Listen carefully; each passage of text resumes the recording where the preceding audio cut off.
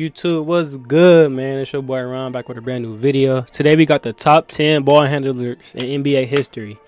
So if y'all know, when it comes to dribbling, bro, I'm the guy. You feel me? I like all that dribbling shit.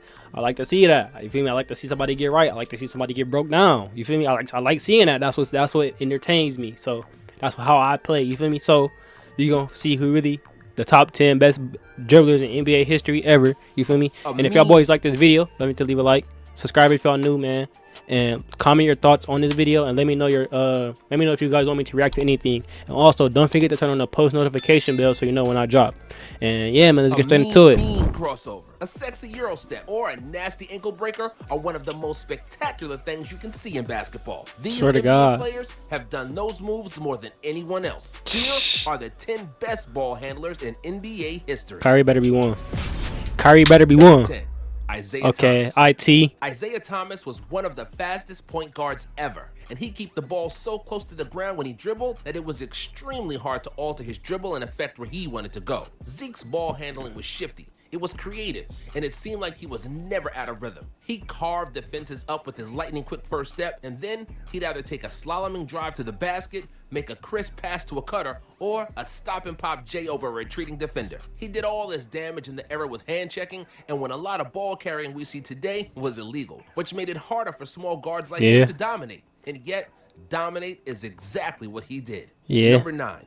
Steve Nash. Phoenix Suns. Steve Nash. Hey, man, I feel like Steve Nash is one of the most underrated point guards ever. That's all I'm going to say. Were the most attractive like, yeah, he shouldn't have won that MVP over Kobe, but bro's still a problem. Team in all of basketball. And it was all because he shouldn't have won it over Kobe, though. That's all I'm going to say. Scrawny, long-haired white dude named Steve Nash. And while the media called the Suns' offense 7 seconds or less, Nash's teammate Quentin Richardson eloquently called it trying to keep up with this little mother effer. Nash wasn't athletic by any means, but he dribbled the ball perfectly going full speed, and he changed direction so quickly that he was one of the most evasive point guards ever. I gotta react to Steve Nash, bro. Off the charts, and he'd often make one-handed passes while running super fast, not leaving the defenders even a split second to react. Everything he did in motion, and yet he was one of the most efficient shooters ever and one of the deadliest pick-and-roll facilitators. Steve Nash was a ball-handling wizard, and what he did on the court was pure magic. I gotta watch Steve Nash, bro. Tim Hardaway. Standing at 6 feet, Tim Hardaway had a low center of gravity. He was really quick, but also quite stocky, which made it easy for him to bump off defenders. It was a combination that made him extremely tough to guard and propelled him to 5 NBA All-Star selections. But what made Tim Hardaway famous more than anything else was his killer crossover. Many players had an effective crossover, but Hardaway's was arguably the fastest. Before he injured his knee, his change of direction was so quick and snappy that the defenders could never react in time to stop him, even though they all knew it was coming. That the defenders could never react.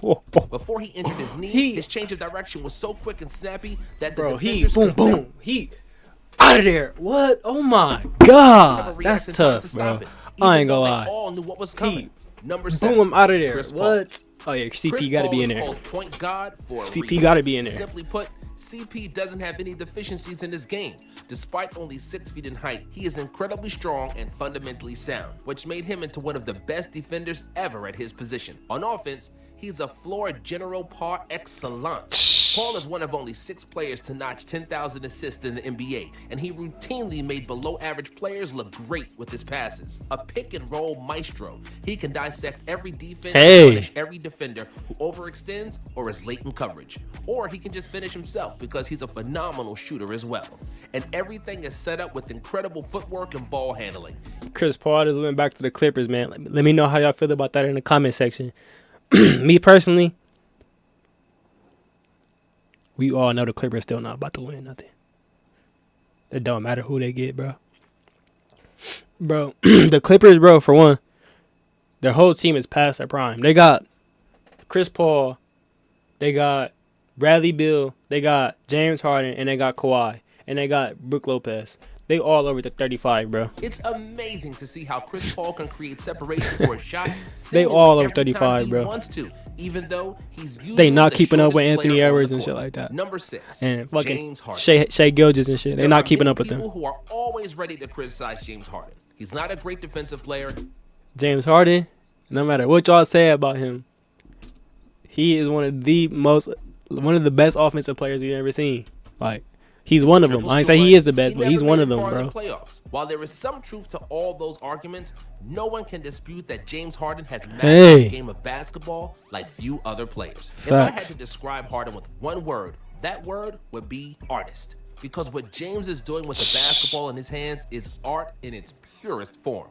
He basically invented the step back three, which is an unguardable move. You can I wouldn't say that. He misses. He has a bachelor's degree The double in step back though, for sure. a master's in Euro stepping to the basket, and a PhD in drawing fouls. He is not dominating with size. He's not overly fast nor athletic, and yet he's certainly among the best 5 offensive players who ever played. And while the ankles of poor Wesley Johnson have probably recovered, his psyche is probably still tormented by that Harden crossover, which is one of the most disrespectful drops in NBA history. No cap. Number 5, Jason Williams. White chocolate. Jason Williams' ball handling was off the charts, and there was nothing he couldn't do with the ball. They say that Williams was allergic to simple bounce passes, and that's why he often passed with his elbow behind the was allergic to simple bounce passes, and that's why he often passed with his elbow behind the back, his legs, through the opponent's legs, and without looking. Jason was incredibly fast. He would get into the paint in a flash, and most often he would fake the heck out of defenders trying to guard him, with Gary Payton as the most notable example. Because of his flair and attractiveness, he was immediately a fan favorite,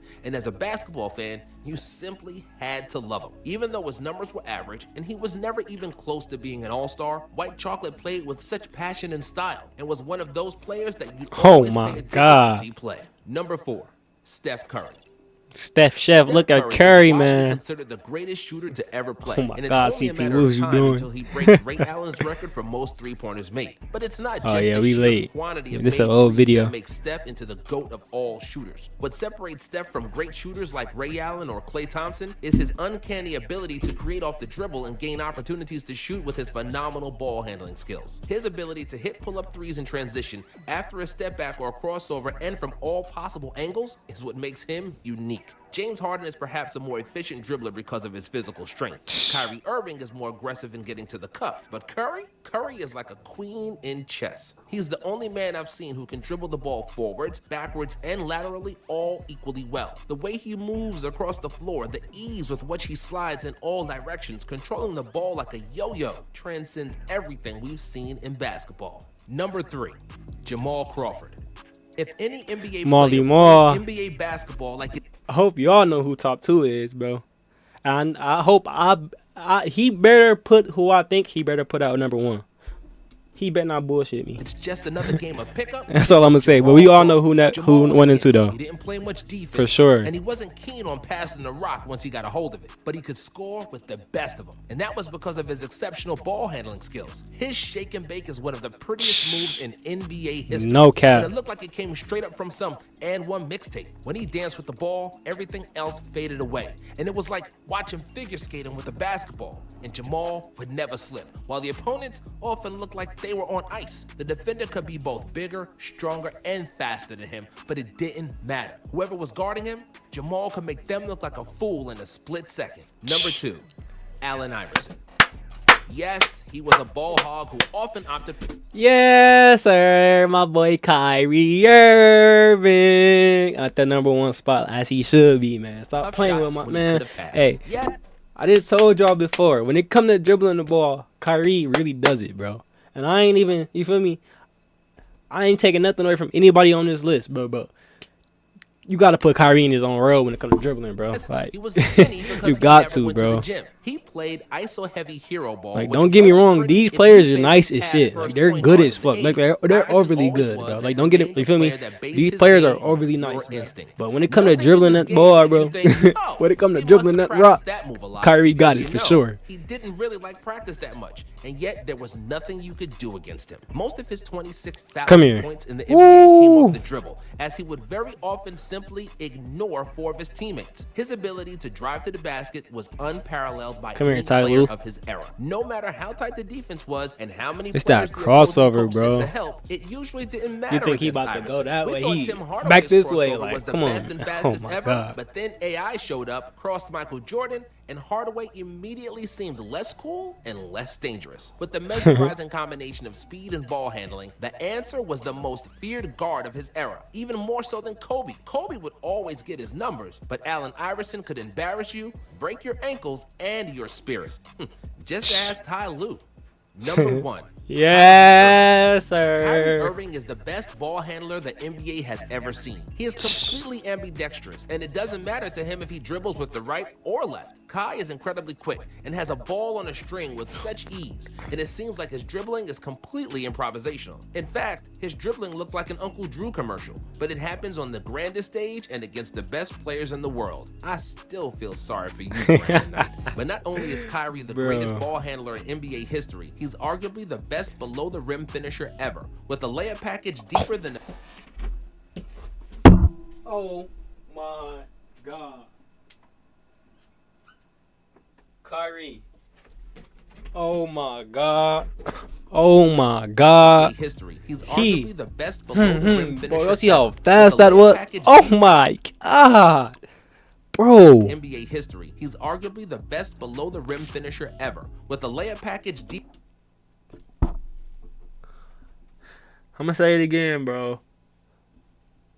When a guard got a post bag, bro, it looks better than a center with a post bag, bro. Like, it's just the height difference. Like, you should not be doing that, bro. Like, dog. Than the Mariana Trench. Oh While there are my many God. players who can finish effectively with both hands, what sets Kyrie apart is the ability to jump off both legs, which is extremely rare. LeBron, for example, has a trampoline in his left leg, but I don't think I've ever seen him jump off his right. That's why Kyrie is almost impossible to block when That's he drives smart. the basket, because the defender can't take anything away from him and basically has to choose his poison, as Kyrie has counter moves for everything defense throws at him. Irving has secretly become a true master of pick and roll and one of the best shooters ever at his Ooh, position. shit. Hesitations, spins, crossovers, you never know what trickery he's going to pull out of his sleeve next. And that's why it's a real spectacle to watch him play.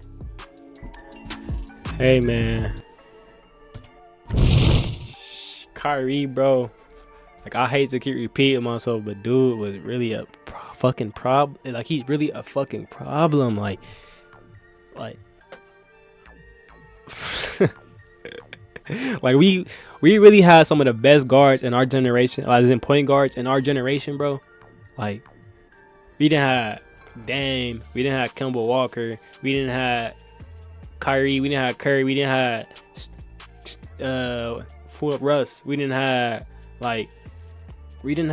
a bunch of tough point guards like from the 2010ish era, from damn near now. Like, even now we can keep going with point guards. Now we got Shea, Ja, we got Luka, we got Tyrese Halliburton. Like, we got like the league, bro. The point guards now, bro, it's not even like they point guards, because most of the players I named was over 6'3", 6'4". But like, bro, for Kyrie to be doing what he's doing, and he's literally 6'1", like Curry is too. I'm not Curry, they didn't the same height, but like, dog, bro, dog. But hey, man, if y'all would like the video, don't forget to leave a like, comment your thoughts on this video. Let me know what you guys want me to react to. And don't forget to like, subscribe. Don't forget to turn on the post notification button so you don't forget to miss a drop. And yeah, man, I'm out.